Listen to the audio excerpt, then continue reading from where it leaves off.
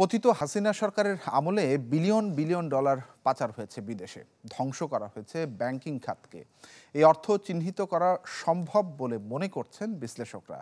আর এই অর্থ ফেরত আনতে দেশের আদালতে অপরাধ প্রমাণসহ লাগবে চুক্তিও। পাচারকারীকে আটক করে কঠোর পদক্ষেপের মাধ্যমে অর্থ ফেরত আনবার পক্ষে মত আর্থিক গোয়েন্দা সংস্থা BFIU এর সাবেক কর্মকর্তা মাহফুজুর রহমানের। মাসুম মিয়ার প্রতিবেদন।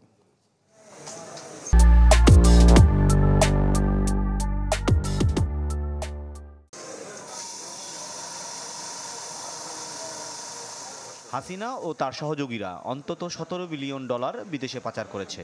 এই তথ্য খোদ কেন্দ্রীয় ব্যাংক গভর্নরের। আর ট্রান্সপারেন্সি ইন্টারন্যাশনাল বাংলাদেশের তথ্য বলছে, বিগত সরকারের আমলে প্রতি বছর পাচার হয়েছে 12 থেকে 15 বিলিয়ন ডলার।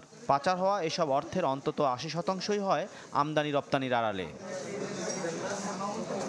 এই অর্থ ফেরত আনতে টাস্কফোর্স গঠন করেছে সরকার। তবে পাচার হওয়া অর্থ ফেরানোর নজির খুব কম। দীর্ঘ আইনি প্রক্রিয়া শেষে কিছু অর্থ ফেরত পেয়েছে ইউক্রেন, ফিলিপাইন, পেরু।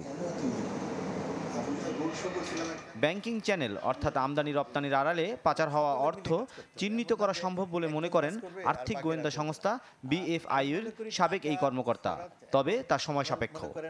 যখন ওভার ইনভয়েসিং হয় বা আন্ডার ইনভয়েসিং হয়, এটা ধরা বেশ কঠিন, তবে অসম্ভব না। কিন্তু আমি একটা পণ্য এই দেশ থেকে পাঠাচ্ছি, এটা ওই দেশে কি $10 কিনছে মানুষ না $5 কিনছে, সেটা গবেষণা করলে বা ওরা যদি সহযোগিতা করে নিশ্চয়ই এটা জানা যাবে।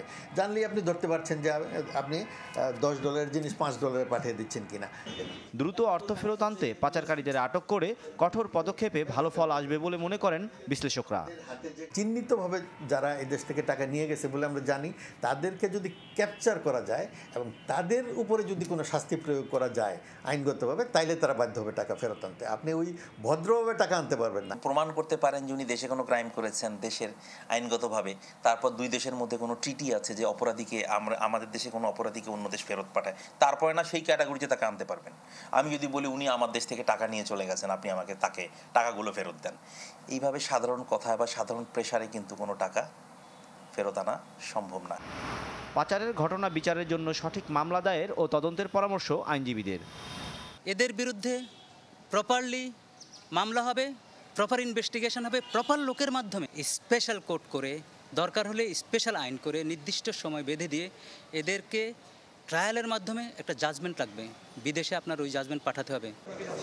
যুক্তরাষ্ট্র ও যুক্তরাজ্য সহ বিভিন্ন দেশ ও সংস্থার সহায়তার আশ্বাসে পাচার হওয়া অর্থ ফেরত আনতে আশাবাদী বাংলাদেশ ব্যাংক।